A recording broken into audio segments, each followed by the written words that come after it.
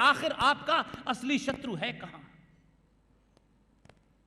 और इन दलालों ने असली शत्रु का बोध न हो तो कभी इधर कभी उधर कभी इधर इशारा करते रहे।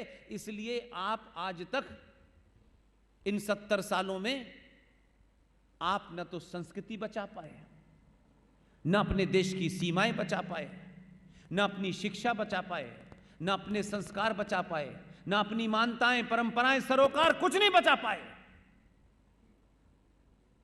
इसलिए कि आप समझते हैं आपका काम कोई दूसरा करेगा।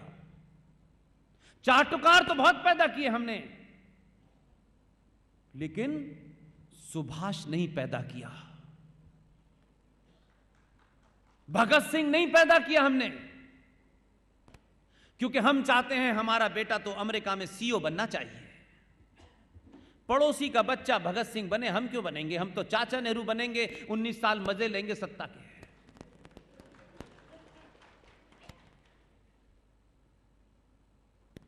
इसलिए समाज को वही लीडर मिलते हैं जो समाज होता है। लीडर की गलती नहीं है। लीडर के पीछे अगर 2 रुपए किलो चावल वाली भीड़ खड़ी है तो फिर उसे उसी तरीके से हैंडल करना है। इसलिए फिर वो राम मंदिर की नहीं सोचता है, कहता है इनको 2 रुपए के लिए चावल भी देना है, पेट्रोल भी सस्ता देना है, तो राम मंदिर बना के करूंगा क्या? ये तो कमजोर और डरपोक लोग हैं। इसलिए आप बदले तो दिल्ली की गद्दी बदली, तो दिल्ली पर बैठने वाले लोगों को यह अंदाजा है कि समाज मुझसे अब चावल फ्री के नहीं मांग रहा है। यह कह रहा है कि हमने 10 साल के लिए अपने सारे स्वार्थ और लालच को पोटरी में बांध के लटका दिया है। हमारा एक ही स्वार्थ है, यह रहेगा और यह हमेशा रहेगा, वो यह है कि राष्ट्र बचना चाहिए। और राष्ट्र क्या है? ये राष्ट्र को कौन बचाएगा? आखिर राष्ट्र की परिभाषा क्या है? हम किसे राष्ट्र कहते हैं? ये देश और राष्ट्र में फर्क क्या है? ये मैंने कभी नहीं सुना जुमला आज तक। हम समझते हैं सरकार बना देना, सरकार में कुछ लोगों को बिठा देना, संविधान में कुछ अमेंडमेंट करा देना, यही राष्ट्र है। ये नहीं है। इसलिए हमारे बुद्धिजीवियों को जो काम करना था, जो ठेका लेके घूम रहे हैं कि हम ही बुद्धिजीवी हैं, हमें हर बात का इल्म है, और उन्हें किसी बात का इल्म नहीं है।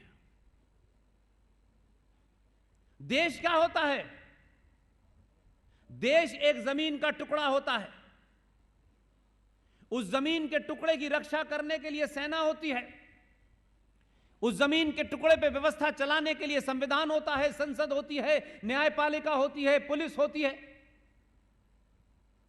उस देश को चलाने के लिए जिस जिस चीज की जरूरत होती है वो किसी नियम से बंधी होती है। वो नियम गलत हो, सही हो, अमेंडमेंट हो, वो एक बात की बात है, लेकिन देश संविधान से चलता है।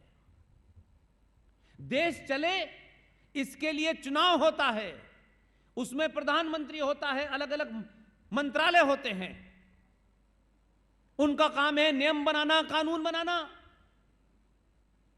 लेकिन मेरे भाई, राष्ट्र क्या है? राष्ट्र की कोई सीमा नहीं होती। राष्ट्र किसी संविधान से, पुलिस से, सेना से नहीं चलता। राष्ट्र को कोई सेना, पुलिस, न्यायपालिका नहीं बचा सकती। राष्ट्र चलता है मेरी आस्थाओं से, परंपराओं से, सरोकारों से। इसलिए भारत का 90 करोड़ समाज जब यह नारा लगाता है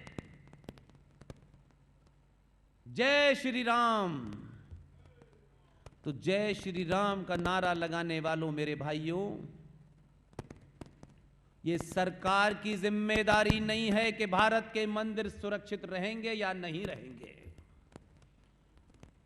ये सरकार की जिम्मेदारी नहीं है, ये संविधान की जिम्मेदारी नहीं है कि आपकी आस्थाओं को, आपकी परंपराओं को कौन चोट पहुंचा रहा है। ये समाज की जिम्मेदारी है, क्योंकि समाज राष्ट्र को चलाता है। और एक कमजोर, एक डरपोक समाज जब लालची और कायर हो जाता है तो सत्ताएं उस राष्ट्र की आस्थाओं और परंपराओं में दखल देने लगती हैं। इसलिए आप कायर थे, इसलिए राज्य सत्ता ने यह भी तय किया कि हिंदुत्व की परिभाषा क्या है। सत्ता में बैठने वालों को न्यायपालिका में काला कोट पहन करके जिनको न्याय करना है, देश की कानून व्यवस्था के बारे में ध्यान रखना है, वो आपको हिंदुत्व की परिभाषा भी दे रही है और आप एक लाचार दीनहीन की तरह खड़े होकर के उसकी परिभाषा को भी मान रहे हैं। किसी पुरुषार्थी ने यह सवाल नहीं कहा कि न्यायपालिका का काम नहीं है कि हिंदुत्व की परिभाषा क्या है। अगर हिंदुत्व की परिभाषा देनी है तो शंकराचार्य देगा और कोई नहीं दे सकता।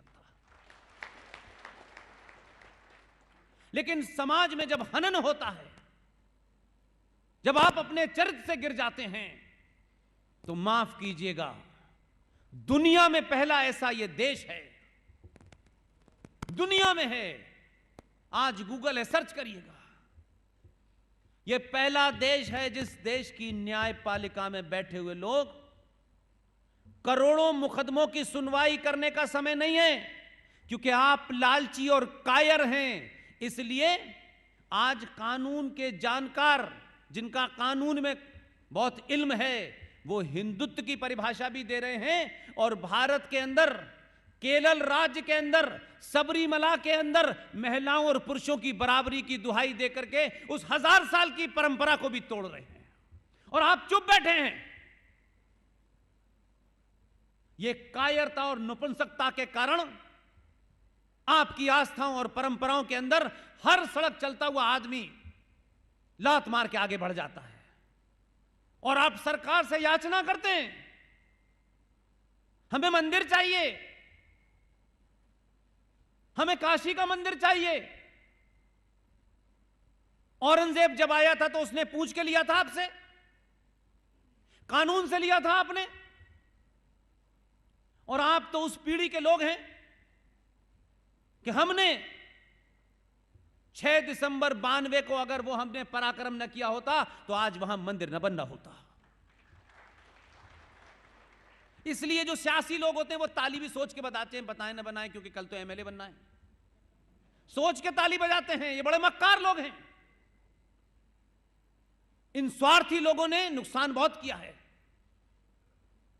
इसलिए मैं बार बार कहता हूं कि समाज की सामूहिक शक्ति इतनी ताकतवर होनी चाहिए, क्योंकि आप इस बात को दिखा चुके हैं, आपने ये एक्सपेरिमेंट किया है